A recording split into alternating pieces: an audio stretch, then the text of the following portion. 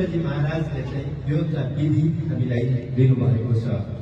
र पक्कै पनि यहाँहरूले यति कुरा गरिसकेपछि के रहेछ त यो, हामीले के गर्यौँ भनेर केही अन्यलमा हुनुहुन्थ्यो भने यहाँहरूले कुराहरू बुझिसक्नु भएको छ। र केही जिज्ञासाहरू छ भने यहाँहरूले हाम्रा दिदीहरूलाई विभिन्न जो गुरुबाट दीक्षित भएर साधना क्रमलाई चाहिँ आफ्नो नित्य जीवनमा अप्नाइराख्नु भएको छ, उहाँहरूसँग जिज्ञासा राख्न सक्नुहुन्छ।